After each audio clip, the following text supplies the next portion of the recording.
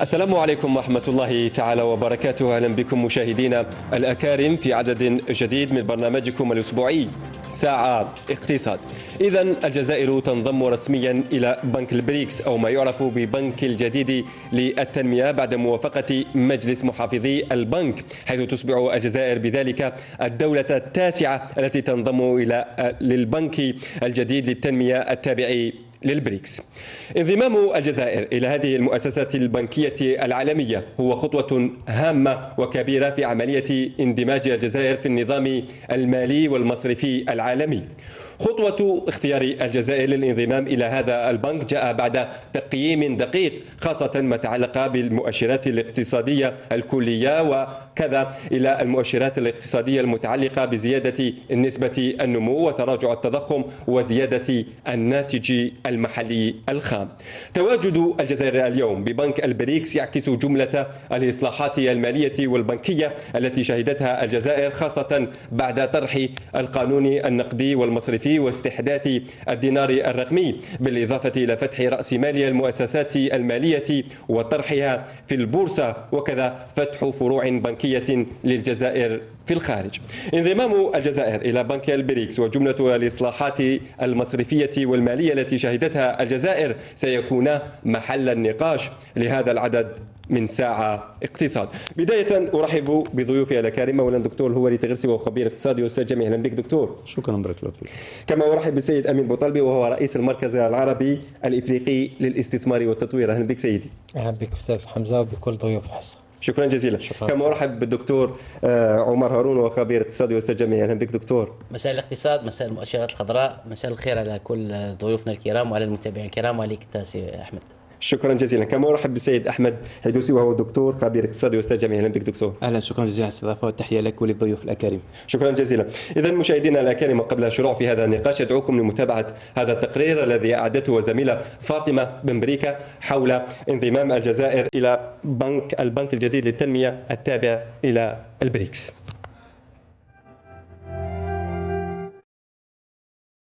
خطوة مهمة في مشوار تعزيز الاندماج في النظام المالي العالمي. الجزائر الدولة رقم 9 في بنك التنمية الجديد، الفرع المالي التابع لمجموعة البريكس. قرار تفويض الجزائر للانضمام إلى البنك جاء في ختام الاجتماع السنوي التاسع لمجلس محافظي بنك التنمية الجديد بجنوب أفريقيا. قرار جاء استنادا للمؤشرات الإيجابية التي سجلتها الجزائر في بعث اقتصاد قوي ومتين وإصلاحات كبرى باشرتها الجزائر في السنوات القليلة الماضية.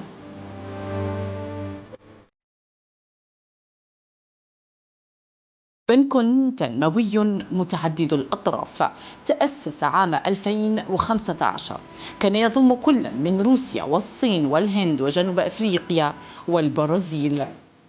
انضمام سيقدم للجزائر العديد من الامتيازات على غرار زيادة فرص التمويل وتنويع مصادرها وتعزيز التعاون الدولي ودعم المشاريع الكبرى وزيادة جاذبية الجزائر للاستثمارات الدولية والاستفادة من الخبرات التقنية والإدارية التي يمتلكها البنك وضمان تمويل بديل عن المصادر التقليدية للتمويل والتقليل من القروض. انضمام الجزائر لبنك البريكس سيفتح آفاقا جديدة لدعم النمو الاقتصادي وتعزيز موقعها على الصعيدين الإقليمي والدولي، باعتبار الجزائر شريكا موثوقا وفعالا ضمن هذه المؤسسة. إذا دكتور تيغرسي نشرح معك في هذا النقاش. انضمام الجزائر إلى بنك البريكس يعني خطوة مهمة جدا. ما أهمية هذه الخطوة؟ يجب طبعا مقارنة الخطوة خاصة بالخطوات السابقة، لأنه بكل صراحة هناك اتفاقيات في المراحل السابقة ولم ترقى إلى مستوى سواء بالنسبة للشعوب سواء بالنسبة حتى الحكومات في المراحل السابقة، وهي طبعا عقد الشراكة مع الاتحاد الأوروبي اللي كنا في كثير من حالات نطمح 3 نقاط أساسية.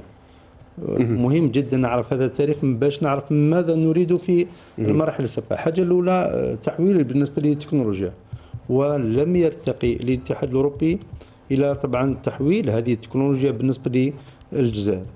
النقطة الثانية تحويل رأس المال. لما نقول تحويل رأس المال، الاستثمارات الموجودة في الجزائر بالنسبة للاتحاد طبعا الأوروبي، وتمويل هذه المشاريع الاستثمارية الموجودة في الجزائر. لأنه شفنا مؤخرا مفوضة الاتحاد الأوروبي تقريبا سنتين تدعو كل المستثمرين في أوروبا للولوج إلى الجزائر لتفعيل طبعا هذه الاستثمارات، ولكن الواقع أنه لا مستثمرين أوروبيين موجودين في الجزائر، رغم أنه الامتيازات اللي تمنحها الجزائر الامتيازات مرتبطة بموارد قوية، وهذا مهم جدا. اليوم شفنا أنه كثير من المؤسسات الغربية خاصة في ألمانيا وكثير من الشركات غلقت من موارد طاقة اللي مرتفعة جدا. مش فقط في الجانب هذا، ولكن النقطة الأخرى حتى بالنسبة للعنصر البشري، قضية أنه لما نحكوا تكنولوجيا وطبعا اكتساب الخبرة، يجب ترقية العنصر البشري من خلال هذه المكتسبات ومن خلال التعاملات مع، سواء بالنسبة للجامعة، نظن كل الأساتذة اليوم جامعيين، هل يسمح للأستاذ الجامعي طبعا تقديم البحث لتطوير البحث في أوروبا؟ نظن أنه إشكالية التأشيرة منذ تقريبا 2005 ليوم من هذا ما زال طبعا معقدة جدا بالنسبة للاتحاد. إذن ما نوع الشراكة الذي نريدها مع الاتحاد الأوروبي؟ نظن السيد الرئيس في المراحل السابقة كان أكد على ضرورة إعادة النظر فيما يخص هذه الاتفاقية. اليوم العالم تقريبا تغير، وطبعا هناك أقطاب أخرى. الجزائر تنوعت مثل ما تنوع طبعا الاقتصاد نتاعها، تنوع كذلك بالنسبه لعمليه الشركاء، لانه بكل صراحه اليوم تريد الجزائر تنويع الاقتصاد الوطني بعد الاعتماد على الريع في المراحل السابقه. وصلنا الى مستويات مهمه جدا، خاصه بالنسبه لقطاعات شتى، سواء بالنسبه للفلاحه، سواء بالنسبه للصناعه التحويليه اللي وجب كذلك، لانه اشكاليه دائما تبقى إشكالية تحول التكنولوجي واستقطاب طبعا التكنولوجيا. ولكن بالمقابل اليوم شفنا أقطاب أخرى مهيمنة وبدأت تبرز في العالم. هذه الأقطاب علاقة طبعا سياسية طيبة، علاقة طبعا اقتصادية طيبة، علاقة طبعا تجارية طيبة، وتصب في نفس المحتوى السياسي الموجود في الجزائر. كيف يمكن اليوم الجزائر موجودة في هذا البنك؟ لأنه الصحة المالية بالنسبة للجزائر قوية. هناك مؤشرات كما ذكرت في شريط مهمة جدا تقبل بولوج إلى الجزائر إلى طبعا هذا البنك. ولكن المراحل القادمة ماذا نريد؟ سنفصل في ذلك لاحقا. شكرا لك سيد أمين بوطالبي. اليوم انضمام الجزائر إلى هذا البنك، بنك البريكس، هو اعتراف يعني ضمني بالقوة المالية للجزائر، وهو ما أكد عليه يعني الدكتور تيغرسي. اليوم الجزائر خطت خطوات كبيرة جدا أعتقد في انضمامها إلى كل التشكيلات البنكية المتواجدة في العالم، والأهمية أنها دائما تكون في المبادرة هي الأولى التي من الأوائل، يعني من أوائل الدول التي تنضم إلى البنوك النوعية. مثلا البنك الإسلامي للتنمية كانت هي سابع دولة مؤسسة لهذا البنك اللي أصبح اليوم عريق، وأصبح الجزائر لها رأس مال يعني مهم جدا ومعتبر، ويمكن أن تؤثر من خلال الإمدادات المالية للدول وأيضا الشراكات التي تكون في الدول، لأنها عضو مجلس إدارة في هذا البنك الإسلامي للتنمية. أعتقد أنه البنك البريكس اليوم هو خطوة كبيرة جدا، والمؤشرات الإيجابية التي كانت في ال5 سنوات الماضية أدت إلى الاعتراف ضمنيا أن الجزائر لابد أن تكون ضمن القوى المؤثرة داخل مجمع البريكس. لماذا؟ لأنه اليوم العالم يتجه إلى تعدد الأطراف، حتى الاسم الذي يطلق عليه إلى متعدد الأطراف. والروس والصين يودون دائما أن يركزون على كلمة إلى توجه إلى عالم متعدد الأقطاب. هذه الكلمة التي تدور الآن، يعني الابتعاد عن الأحادية، الابتعاد عن الهيمنة، هيمنة الدولار، الابتعاد، وشفنا أنه العديد من الدول أصبحت الآن تعمل بعملات محلية. هذا مؤشرات إيجابية، ويمكن للجزائر أن تخطو خطوات كبيرة جدا. لماذا؟ لابد علينا أن نصلح يعني إصلاح عميق للمنظومة المالية هنا في الجزائر لدخولنا إلى ملعب الكبار. لأنه اليوم انضمام الجزائر إلى البنك الإفريقي للتصدير والاستيراد، وأيضا المساهمات التي رأيناها دائما في كل البنوك الدولية هي مهمة جدا، لكن البريكس اليوم هي خطوة مهمة جدا لانضمامنا إلى المجموعة بحد ذاتها، إلى مجموعة البريكس. وأعتقد أنه وكنا مشاركين في القمة، أعتقد أنه ستكون في نهاية شهر نوفمبر وستقدم دعوة إلى السيد رئيس الجمهورية للمشاركة رسميا في هذه القمة المهمة جدا، والتي ستكون نوعية في هذه السنة في مدينة كازان في روسيا. شكرا لك سيد أمين بوطب. دكتور هارون، يعني اليوم ما هي الآفاق التي يفتحها انضمام الجزائر إلى هذا البنك؟ ما هي الفائدة التي تعود على الجزائر؟ لازم نديروا قراءة في الوضعية العامة الدولية باش نقدر نفهم موقع الجزائر اليوم في بنك البريكس، لأنه نعرف الآن أصبحنا في قطبية واضحة بين القطب الشرقي والقطب الغربي. فاليوم سابقا الجزائر كانت عندها مفاوضات مع الاتحاد الأوروبي، مفاوضات مع أمريكا، لكن هذه المفاوضات في الجانب الآخر في المعسكر الشرقي كانت فقط سياسية ولا توجه سياسي، لكن ما كانش توجهات اقتصادية. صحيح. الآن انضمامنا إلى بنك البريكس ووضعنا يعني 1.5 مليار في بنك البريكس راح يترتب عليه استثمارات عكسية داخل الجزائر من بنك البريكس ومن الدول المنضوية تحت بنك البريكس. هذا ماذا سيفعل؟ هذا سيحفز الطرف الآخر اللي هي المعسكر الغربي والاتحاد الأوروبي والولايات المتحدة الأمريكية على الاستثمار أكثر وعلى التفاوض بشكل ندي، لأنه اليوم الجزائر تقول لك أنا عندي شركاء آخرين، أنا لا أحتاجك أنت فقط. وبدأت البوادر هذه تكون لما نسمعوا الحوار اللي كان أجرى التلفزيون العمومي مع مدير سوناتراك لما تكلم على زيادة المضطردة في عدد الاستثمارات في مجال النفط في الجزائر. هذا ماذا يؤكد؟ يؤكد على أن الغربيين تفطنوا إلى أن الجزائر اليوم لن تبقى مكتوفة الأيدي، وإذا اليوم ما ملأتوش الساحة أنتم راح يكون هناك طرف آخر يمكن أن يملأ الساحة. وطبعا الجزائر المعروف عليها أنها شركائها سواء المعسكر الشرقي أو المعسكر الغربي تعمل معهم في نفس المستوى ولا على نفس البعد، وهذا أصلا الغربيين يعترفوا به. أنا شفت بعض التقارير بعض الحوارات مع بعض الخبراء الغربيين يتكلم على أن الجزائر اليوم على مسافة واحدة بين المعسكرين. إذا هذا يخلي أن الجزائر حقيقة اليوم شريك اقتصادي مضمون وموثوق لكل الأطراف. لماذا؟ الموقع الجغرافي نتاعها مهم جدا، قربها من أوروبا وما لديها من ثروات باطنية خاصة في مجال الغاز والطاقة والكهربائية والبترول خلاها مورد موثوق إلى أوروبا وتحتاج إلى استثمارات أكبر، لأن سيد رئيس الجمهورية كان يتكلم على رفع يعني الناتج في الغاز إلى حدود 160 مليار متر مكعب سنويا طبعا. وعندك أيضا عمل من أجل رفع الإنتاج الكهربائي، عندك حتى من إنتاج رفع الكهربائي من الطاقة النظيفة الطاقة الشمسية خاصة، وهذه ممكن سوف تصدر هي بحد ذاتها من أجل إنتاج الهيدروجين الأخضر في الخارج أو استعمالها بشكل مباشر. إذا المعسكر الغربي اليوم أمريكا تركز كثيرا على سوق الطاقة في الجزائر ودخلت فيه بشكل أكبر، يعني حتى ما يفوتهاش يعني الوضعية اللي راهي موجودة. أما بالنسبة إلى بنك البريكس والشركاء في بنك البريكس نركز خاصة على الصين، أن الصين قادمة بقوة للاستثمار في الجزائر نظرا لأن هناك رؤية متكاملة طريق اللي يوجد من الجزائر، لأن الجزائر معبر إلى إفريقيا. هذا القيمة الجيوستراتيجية، هذه القيمة اللي موجودة في جغرافية الجزائر، والجزائر حقيقة نستغلها الحمد لله بكل قوة وبكل ندية. لأنه حتى لما سئل الخبراء الأجانب والغربيين خاصة على هل انضمامنا إلى بنك البريكس راح ينقص من قدرة الجزائريين أو نديتهم في التفاوض، قال عكس تماما. الجزائريين متمسكين باستقلالهم، الجزائريين متمسكين بحرية القرار الاقتصادي الموجود في الجزائر، والجزائريين يعملون كل شيء حتى يبقوا في هذا المستوى. إذن احنا نثق في أن الجزائر ستبقى على نفس المستوى مع كل الشركاء، ومن يقدم يعني شيء أحسن بالنسبة للاقتصاد الجزائري مرحبا به. وهنا نتوقع أنه في المستقبل القريب الاتحاد الأوروبي سيكون له يعني رؤية أخرى بالنسبة للجزائر وسيقدم تنازلات في هل هناك أرقام الاستثمار اليوم في الجزائر؟ نعم، هناك احتمال أن يكون هناك في حدود 36 مليار دولار يعني من قبل البنك وشركاء الأساسيين في بنك الاستثمارات في الجزائر. نعم. شكرا لك دكتور الحدوسي. يعني اليوم الانضمام إلى هذا البنك يعني سيسمح الجزائر بالتواجد في الساحة المالية الدولية.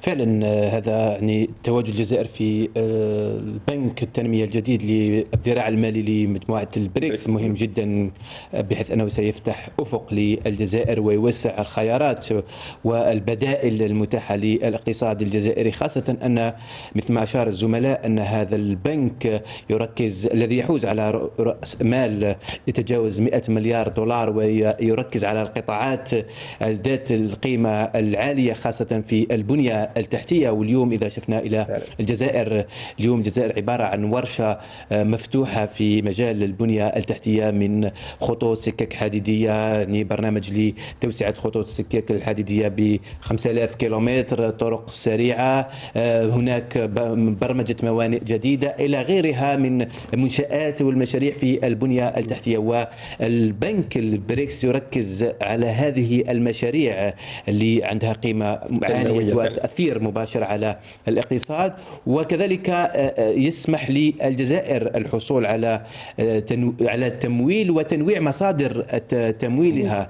يعني إذا شفنا أن بنك بريكس يعني بتكلفة منخفضة يمول المشاريع مقارنة بما هو موجود على مستوى العالم، خاصة في العالم الغربي.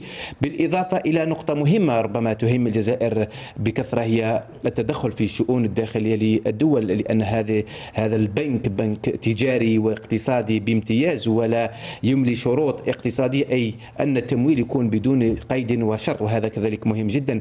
كذلك بالنسبة للجزائر أنه يسمح للجزائر أن تحقق مبدأ التوازن الدولي بين الشرق والغرب.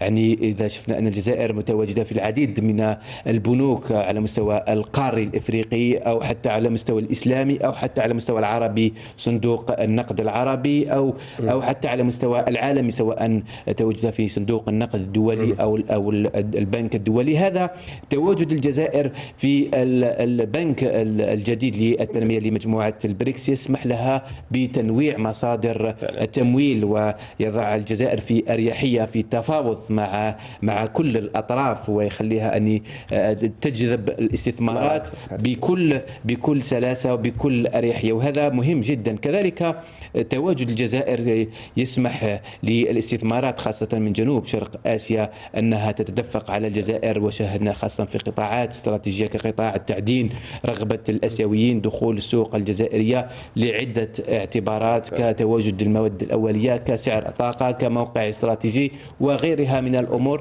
تحفز الجزائر، بالإضافة إلى الاندماج في الاقتصاد العالمي وربط المالية والمؤسسات المالية الجزائرية بالمؤسسات المالية العالمية. نعم. شكرا لك دكتور تيغرس. يعني أضاف أيضا البيان أن المصادقة على عضوية الجزائر في هذا البنك جاء بعد استند على قوة المؤشرات أو مؤشر الاقتصاد الكلي للجزائر، وكذا مختلف المؤشرات الخضراء التي شهدتها الجزائر خلال السنوات الأخيرة، خاصة ما يتعلق بنسبة النمو، تراجع نسبة التضخم، وكذا ارتفاع الناتج المحلي الخام. نعم، شفنا حركية بالنسبة للاقتصاد المراحل السابقة، ولكن شفنا كذلك تصريحات وشفنا بيانات وشفنا إيضاحات من المؤسسات المالية، سواء بالنسبة للبنك العالمي سواء بالنسبة لصندوق النقد الدولي. نظن أنه في 2017 كان هذا الصندوق ينتقد الجزائر، وكان ينتقد حتى السياسة الاجتماعية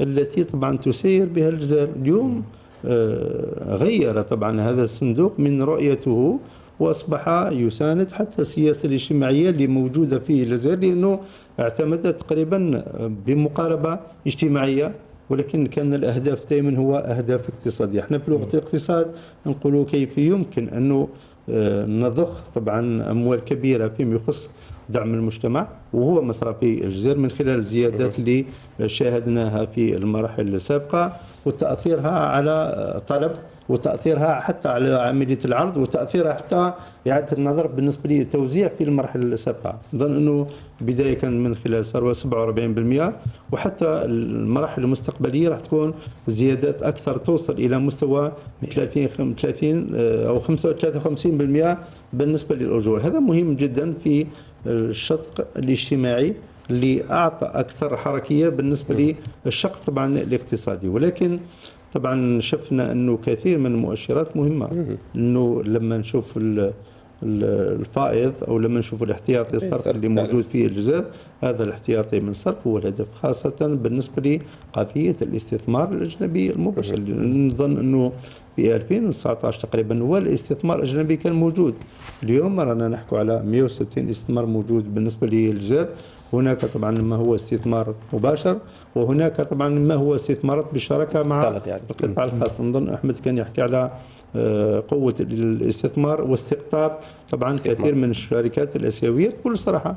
هناك دعم كثير بالنسبة للسلطات العمومية للمواد الأساسية والمواد الأولية، وهذا ما يحفز، لأنه إشكالية نقولها ونعاودها، الربحية اللي موجودة في الجزائر غير موجودة في كثير من دول. اليوم لما نشوف دول المشرق لما تقيس الربحية الموجودة، نعم هناك سلاسة، هناك حركية بالنسبة للسوق، ولكن قيمة الربحية منخفضة وتعتمد على الكمية. أما الربحية في الجزائر مقارنة مع العنصر البشري، مقارنة مع طبعا هذه المواد الأولية، مقارنة مع الطاقة كذلك، مقارنة مع عديد من الأمور، نظن أنه الربحية جد مرتفعة، وهذا ما خلات حركية بالنسبة لي. فصل أيضا الإدارة عن العمل الاقتصادي اليوم. نعم اليوم طبعا هناك مؤسسات مهمة جدا لنأكد النشاط تاعها، من بينها طبعا الوكالة الجزائرية لتنقل الاستثمار اليوم، لأنه هذه الوكالة المراحل السابقة بكل صراحة كنا نسير بعقلية إدارية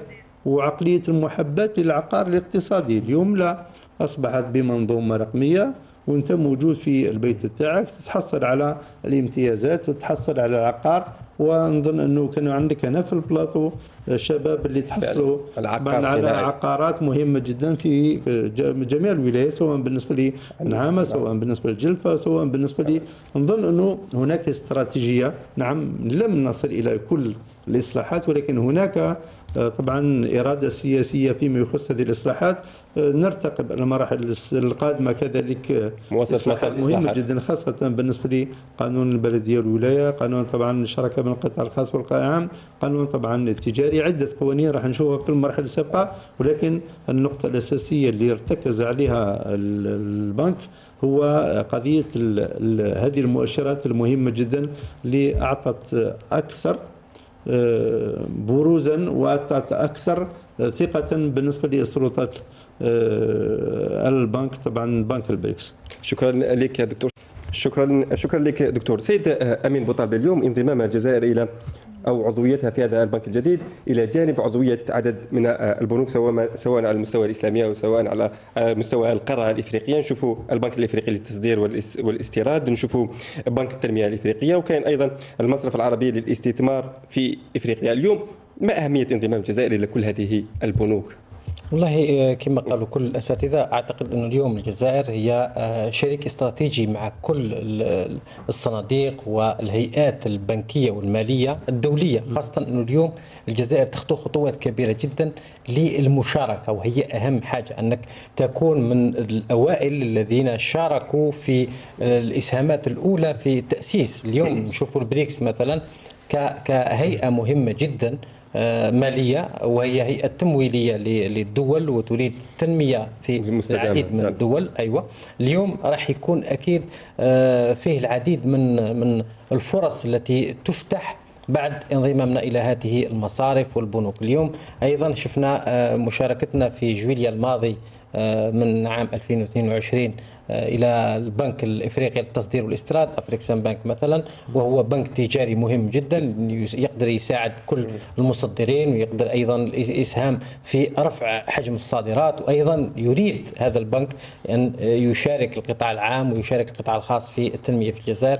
ولماذا؟ لأنه دائما يرى أن المؤشرات هي خضراء وإيجابية ويجب عليه أن يشارك فيها. أيضا البنك الإفريقي للتنمية الذي يبحث عن مشاريع كبرى حكومية للتمويل، وأعتقد أنه البنك الإفريقي للتنمية ونحن شركاء في هذا البنك بنسبة 10%، هي نسبة مهمة جدا، يعني يمكن تأثير، ونحن لدينا عضوية في مجلس الإدارة وهي مهمة أيضا لهذا البنك. أعتقد أنه أيضا البنك المصرف العربي للاستثمار في إفريقيا لاباديا، وهو كمصرف مهم جدا للاستثمار والتنمية في إفريقيا ومعرفة الخارطة التنموية داخل العمق الإفريقي، ومهم نقدروا حتى ندعموا يعني المصنعين، وندعموا أيضا خاصة الشركات الإنشائية التي تنشئ الخدمات مثل الشركات العمومية ولا الخاصة، السكنات، نقدروا من خلالها أن نوفروا تمويلات إلى الدول مثلا دول غرب إفريقيا أو شرق إفريقيا دون ذكر الدول. أيضا يمكن من خلال البنك الإسلامي للتنمية المشاركة ودفع الشركات الجزائرية للاستثمار داخل العمق الإفريقي هو مهم جدا بشراكة بمنطق رابح رابح بطبيعة الحال. اليوم نلاحظ أنه الجزائر عندنا قاعدة دائما نمشي بها أنه لا تقبل القروض، يعني الجزائر لا تقبل القروض. الجزائر من خلال هذه البنوك يعني البنك الإفريقي للتنمية ولا غيره، حتى وإن كانت النسبة صغيرة جدا، مثلا البنك الإفريقي للتنمية يمد نسبة تاع فائدة تقريبا للشراكة الحكومية تاع 0.5 إلى 1%، هو نسبة مهمة جدا أعتقد. لكن من خلال هذا البنك يمكن أن ندخل بالشركات الجزائرية إلى العمق الإفريقي، الاستثمار داخل إفريقيا من خلال ما تملكه الجزائر من عضوية في مجلس الإدارة، من أيضا من أرباح تدر داخل هذا البنك كل سنة. فلا بد علينا أن ندفع بالشركات للاستثمار داخل العمق الإفريقي، خاصة الاستثمار الخدماتي، مثلا المشاريع الإنشائية، موانئ، طرقات، سكك حديدية، كل هذا لأنه كل الدول الإفريقية تستفيد من هذه الامتيازات وتستفيد من هذه القروض. لابد علينا أن نوجه شركات للاستفادة من هذه القروض. وكل البنوك أعتقد حاطين في الخانات الرئيسية ما هي المشاريع التي يمكن تمويلها بسرعة. اليوم إفريقيا تحتاج إلى صناعة غذائية، وتحتاج إلى فلاحة وزراعة، وتحتاج إلى تعليم وبنى تحتية، وتحتاج إلى فنادق لتنمية السياحة، وتحتاج أيضا إلى دفع المؤسسات الصغيرة والمتوسطة وستارت اب، يعني المؤسسات الناشئة في إفريقيا. كل هذا يعطوه دعم كبير جدا واهتمام كبير جدا في التمويل. اليوم الجزائر لابد علينا أن ندفع بشبابنا للاستفادة من هذه البنوك وهذه المصارف. كيف؟ هي بطريقة سهلة جدا. البنوك هي تفتح عبر منصاتها كل ما يمكن أن تدعمه، كل ما يمكن أن تقدمه للشركات. على الجزائر أن تدفع بشبابها للإسهام والمشاركة من خلال طلبات للاستفادة من القروض والتمويلات داخل العمق الإفريقي، لأنه القانون الجزائري يمنع القروض الخارجية. فلا بد علينا أن ندفع بالشباب إنشاء شركات مختلطة بيننا وبين السنغاليين، بيننا وبين الموريتانيين مثلا، بيننا وبين الجيران مثل النيجر ومالي، حتى نؤمن أيضا الهجرة، حتى ما تكونش كاينة هجرة أكثر.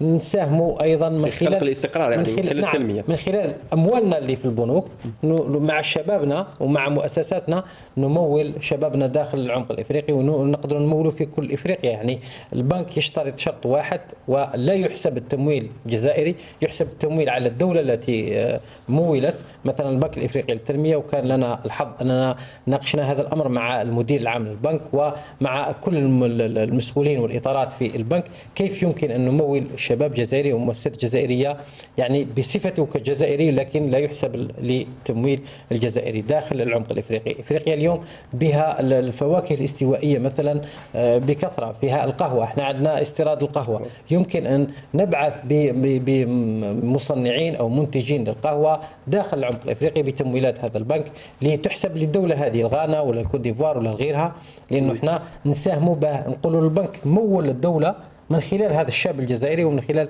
هذه المؤسسة الجزائرية داخل العمق الإفريقي. فيكون تمويل لصالح الجزائر، لكن تنمية الضريبة وكل ما يتعلق بالفائدة هو للدولة وليست للجزائر. يعني يكون شراكة توطين، نعم، يكون جزائري إيفواري ولا جزائري غاني، مثلا القهوة، الكاكاو، كل المواد التي واسعة الاستهلاك في الجزائر مثلا يمكن أن نستثمر بها داخل العمق الإفريقي. أعتقد البنك البريكس الجديد يمكن أيضا الاستفادة من خلاله في تمويل العديد من المشاريع، خاصة أنه الجزائر ما زال عندنا القاعدة أنه لا نقبل تمويلات خارجية، ولكن يمكن الشراكة، مشاريع الشراكة الآن تحتاج العديد. مثلا اليوم نبحث عن التمويلات ولا شركات تمول السكة الحديدية، يمكن من خلال هذه البنوك أو من خلال هذه المصارف أن نمول السكة الحديدية إلى غاية لاغوس، والطريق السيار إلى غاية لاغوس، والموانئ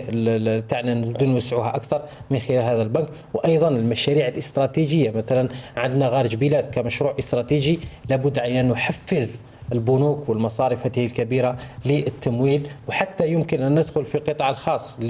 للقطاع الخاص للبنوك تحتاج إلى تمويله، لابد من البنوك هذه لأنه عندها ميزانية خاصة بتمويل الشراكات العمومية، وعندها ميزانية خاصة بتمويل القطاع الخاص، وميزانية خاصة بتمويل المؤسسات الناشئة والمؤسسات الصغيرة والمتوسطة. فكل هذا لابد علينا أن نعرف كيف نوزع السلة واستفادة كل جزائري من هذه التمويلات للبنوك التي شاركنا فيها. شكرا لك يا سيد بطل.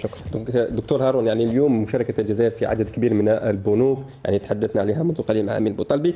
اليوم هذه البنوك، اليوم الاستثمار في هذا النوع من البنوك يعطي الجزائر أيضا مكانة سواء في إقليمية أو في القارة الإفريقية. نظن كاين 3 نقاط لازم نتكلموا عليها. الحاجه الاولى انه المشاركه في البنوك تعطي مرئيه اكثر بالنسبه للاقتصاد الوطني، لانه لما البنك راح يقدر هو ايضا يسوق لك كوجهه للاستثمار، سواء كان دخل هو كشريك ولا تمول لك او مول لك، لكن من وجهه نظره ما دام انت شريك في راس المال ولا شريك معه فيمول لك كوجهه استثماريه. النقطه الثانيه اللي ممكن نتكلموا عليها انه الجزائر تصبح لديها القوه السياسيه في التفاوض مع مختلف الشركاء سواء افريقيا عربيا او قاريا او حتى عالميا من خلال كما نتكلموا الان في بنك البريكس. النقطه الثالثه يجب علينا ايضا ان نقيم شراكاتنا مع هذه البنوك من مرحله الى اخرى، ونشوف ما الذي حققناه في هذه الشراكات مع هذه البنوك، لانه ممكن لدينا ان نطلب امور يعني غير موجوده الان. مثلا اذا شفنا بنك من هذه البنوك وحنا رانا مساهمين معه وعندنا معه قيمه سواء العربيه ولا الافريقيه وحتى الدولي، وما هوش يسوق للجزائر كوجهه استثماريه مهمه، ان نطلب منه انه يقوم بهذا الامر ويتوسع في هذا الامر، لانه مهم جدا الان بالنسبه للجزائر انه تتفتح على شركاء جدد يعني ماش نتفتح عليهم سابقا، وهذا نظن هو خطوه مهمه مستقبلا. لدينا يعني تاريخنا الحمد لله اقتصاديا، سمعتنا في العالم مهمه جدا. الان نتوجه نحو الانفتاح الاقتصادي على مختلف شركاء، سواء شركائنا في الدول العربيه في الدول الافريقيه وحتى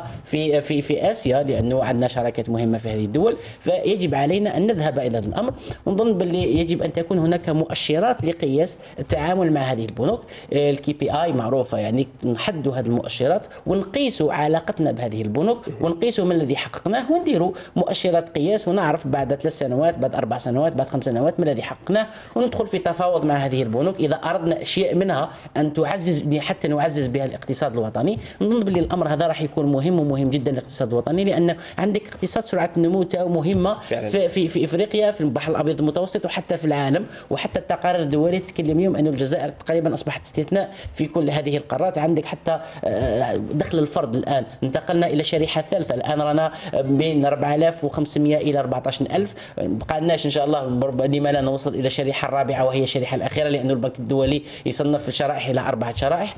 نشوف انه الناتج الداخلي الخام راه وصل الى 267 مليار دولار، نتكلم ايضا على تراجع التضخم. اذا المؤشرات اللي راهي موجوده قويه ويدعمها بشكل كبير، وهو موجود في قطاع المحروقات واهم شيء انه ما هو موجود في قطاع المحروقات يعني راه الان يوجه لتطوير الاقتصاد الوطني. فكل هذه المتغيرات اللي راهي داخليه ومهمه وديناميكيه كبيره يجب ان تكون لديها رؤيه على المستوى الاقليمي والمستوى العالمي من خلال الشراكات اللي راهي موجوده. احنا كنا قيمنا قبل شراكه مع الاتحاد الاوروبي، وجدنا انها شراكه فاشله، يعني احنا كنا نستورد وما يقبلوش انه نصدر سلعنا، رغم انه العديد من السلع الجزائريه اليوم اللي اصبحت تذهب من خلال مصدرين جزائريين الى الدول يعني في البحر المتوسط اصبحت تلقى رواج كبير.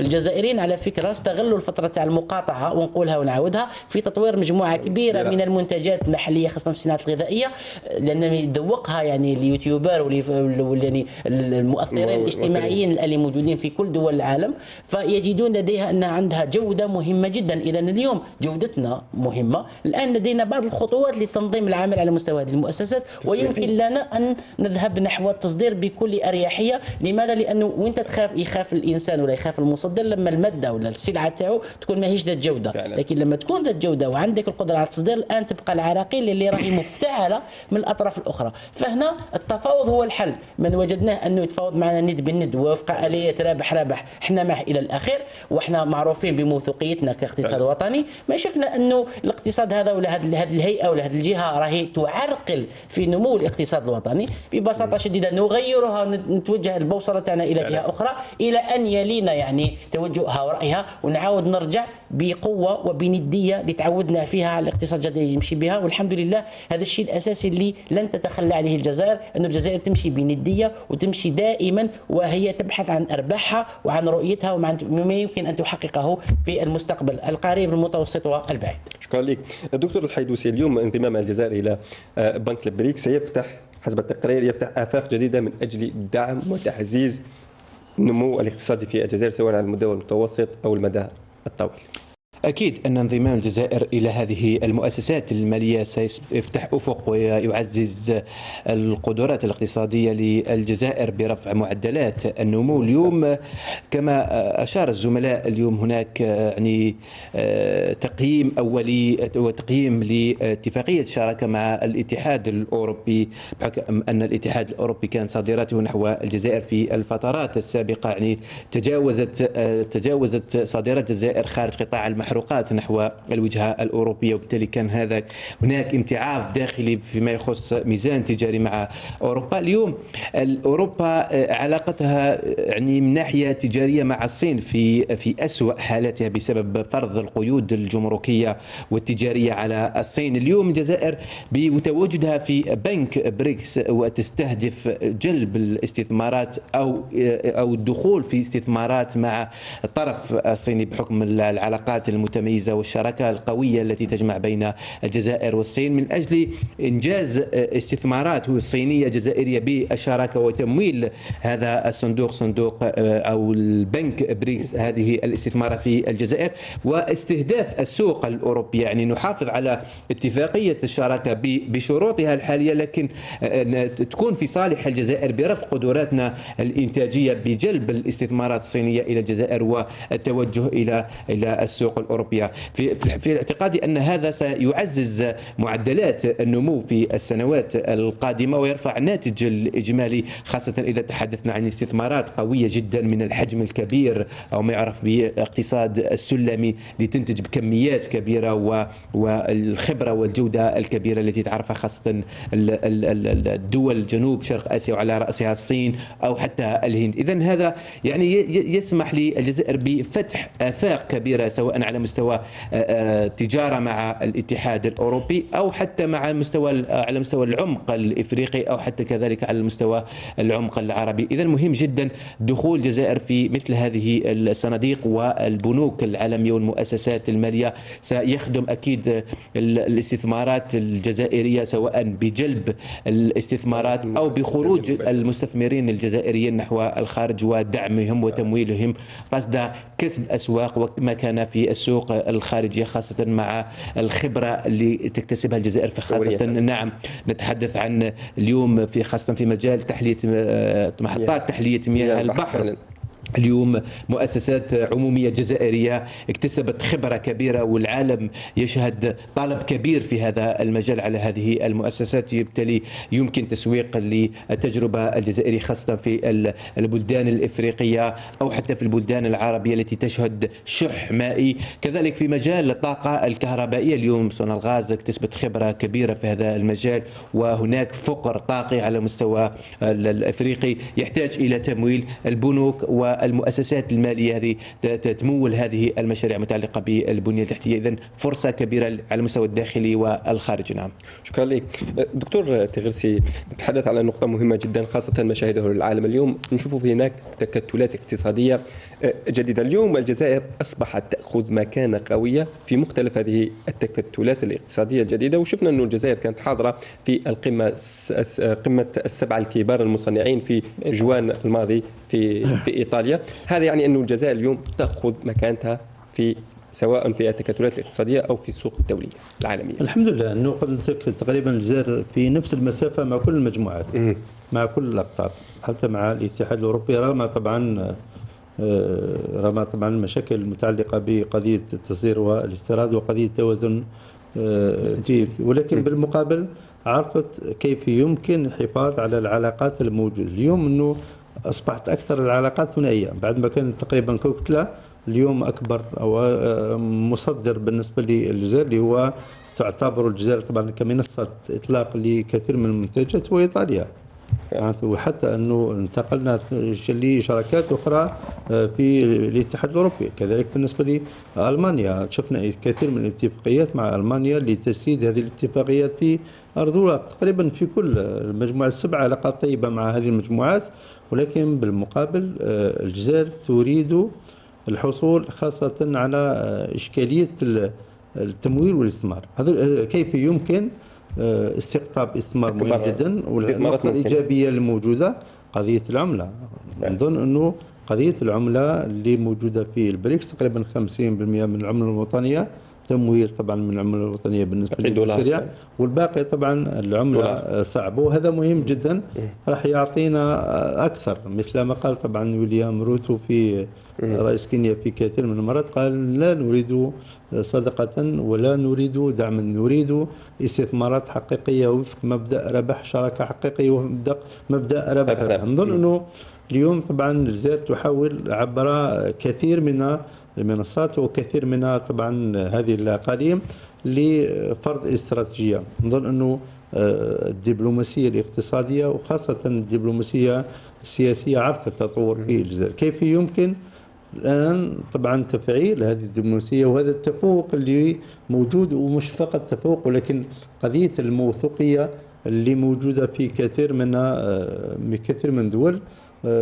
تم انتخاب الجزائر تقريبا 184 دولة، وهذا مهم جدا. معناتها الموثوقية اللي موجودة كيف يمكن استغلالها في المراحل القادمة لاستقطاب أكثر بالنسبة لعملية الإثمار في الجزائر، لأنه اليوم رانا بين 10 و 20% استغلال للثروات الوطنية. تقريبا نشوفوا المناجم لم نستغل أو لم ننطلق بشكل كلي بالنسبة لتطوير كل المناجم. نحتاج لأنه تحتاج إلى استثمارات كبرى، وهذا مهم جدا. معناتها هذه الشراكات من شأنها تستقطب طبعا استثمارات، وهذا ما ترجوه الجزائر في اليوم. الجزائر تبحث على تنويع شركائها. نعم أكيد طبعا تنويع بالنسبة للشركاء، تنويع بالنسبة حتى بالنسبة للأقطاب اللي موجودة في العالم.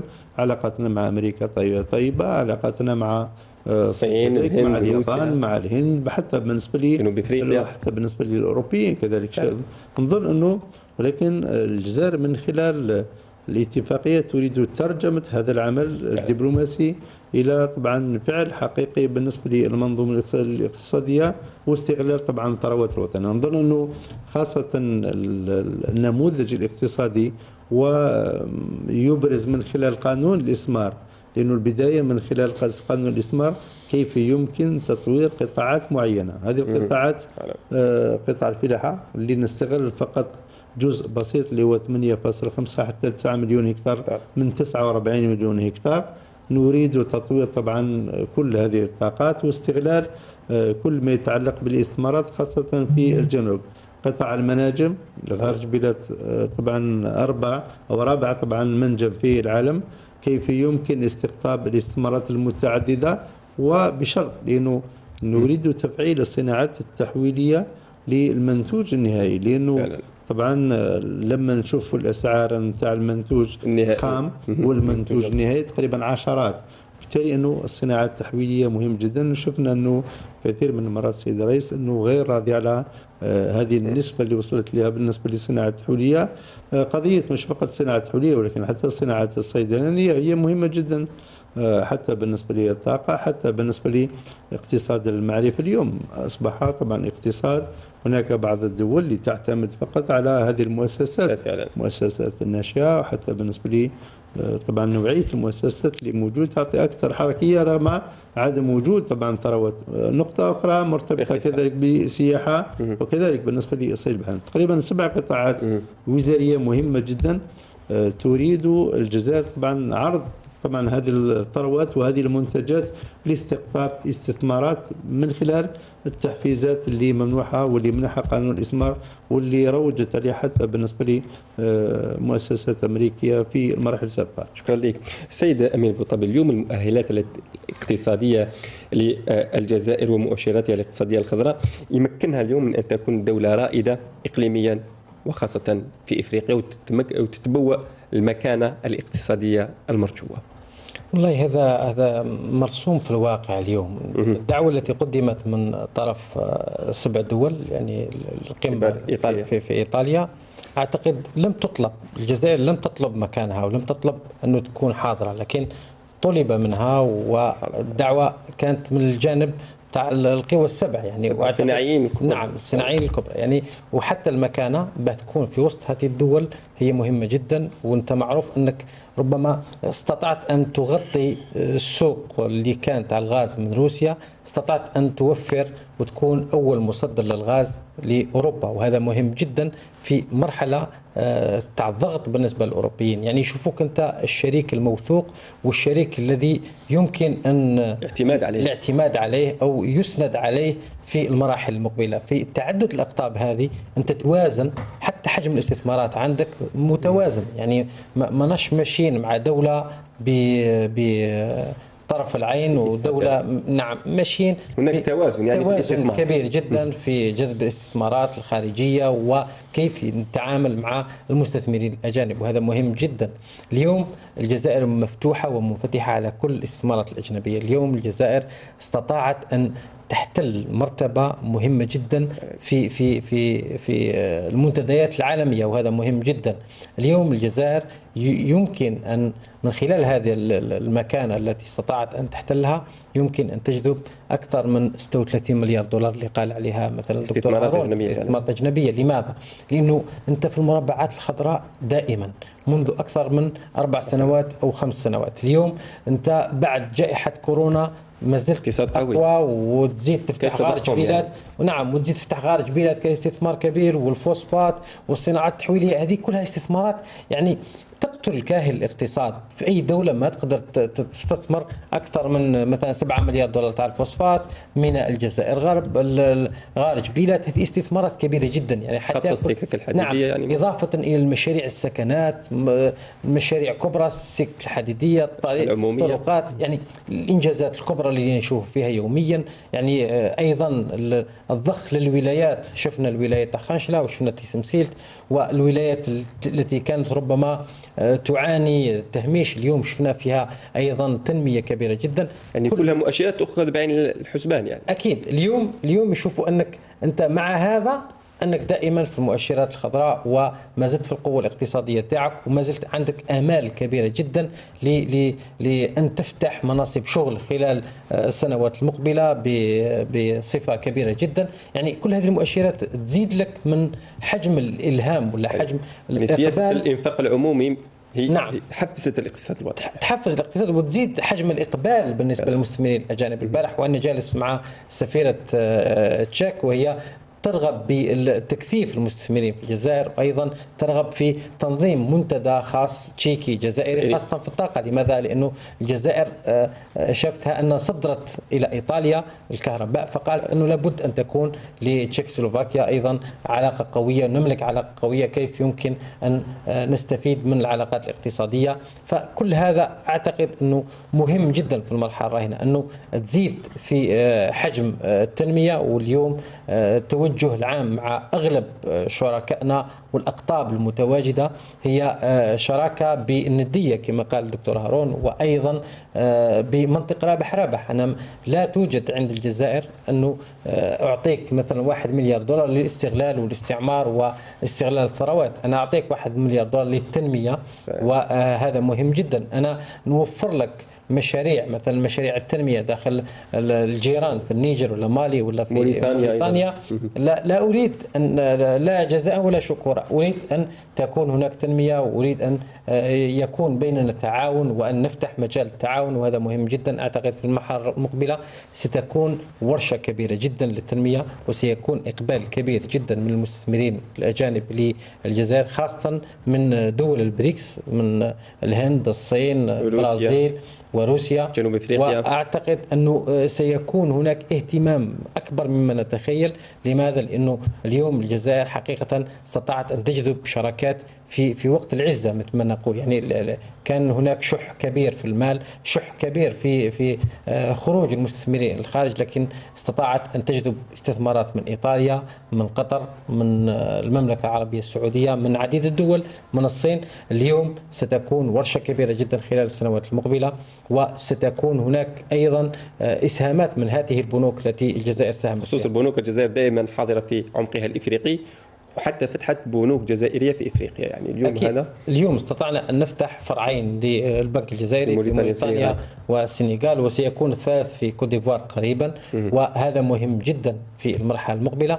وأيضا 2025 ستشهد حركية أو حركة مالية كبيرة جدا اقتصادية في الجزائر. سيكون هناك الجمعية العامة للبنك الإسلامي للتنمية اللي يحضره تقريبا 3500 بين رجل أعمال ومدير عام لبنك وكل مختلف البنوك الدولية.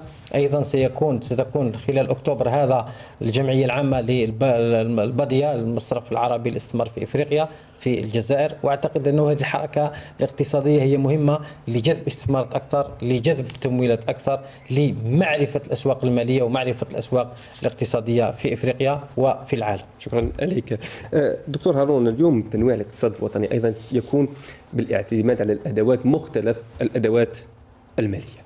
ونظن أنه أهم شيء حققته الجزائر هو الاختراق في مجموعة من القطاعات، اختراق في المجال الفلاحي من خلال استثمارات من دولة قطر ومن دولة إيطاليا، لأنه هذا مهم، لأنه هناك الكثيرين من الشركاء الأجانب كانوا ينتظرون يحاولون لي ذياع الجزائر أنه ما كاش استثمارات أجنبية وما كاش دخول الجزائر.